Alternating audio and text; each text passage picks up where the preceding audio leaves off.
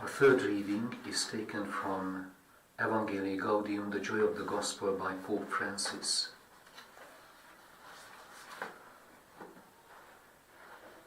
The common good and peace in society. We have spoken at length about joy and love, but the Word of God also speaks about the fruit of peace. Peace in society cannot be understood as pacification or the mere absence of violence resulting from the domination of one part of society over others. Nor does true peace act as a pretext for justifying a social structure which silences or appeases the poor, so that the more affluent can placidly support their lifestyle, while others have to make do as they can.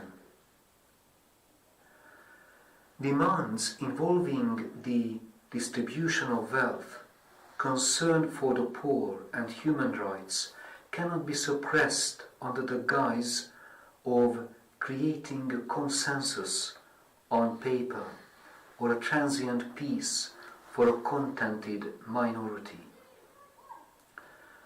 The dignity of the human person and the common good rank higher than the comfort of those who refuse to renounce their privileges. When these values are threatened, a prophetic voice must be raised. Nor is peace simply the absence of warfare based on a precarious balance of power.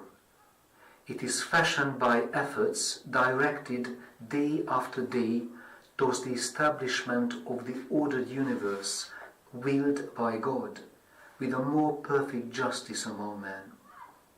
In the end, a peace which is not the result of integral development will be doomed.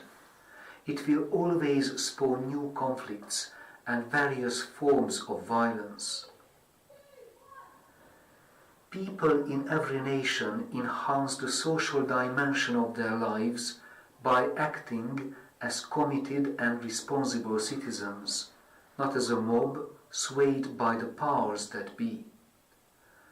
Let us not forget that responsible citizenship is a virtue, and participation in political life is a moral obligation. Yet, becoming a people demands something more.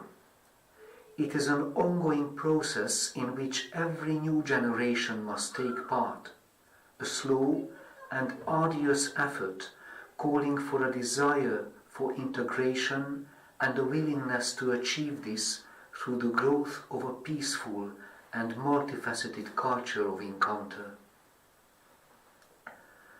Progress in building a people in peace, justice and fraternity depends on four principles related to constant tension present in every social reality.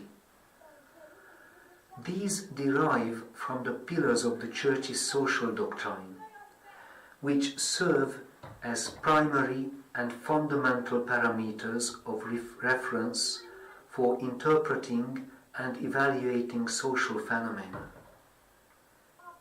In their light, I would like to set forth these four specific principles which can guide the development of life in society and the building of people where differences are harmonized with a shared pursuit. I do so out of the conviction that their application can be a genuine path to peace within each nation and in the entire world. Here ends our third reading. Thanks be to God.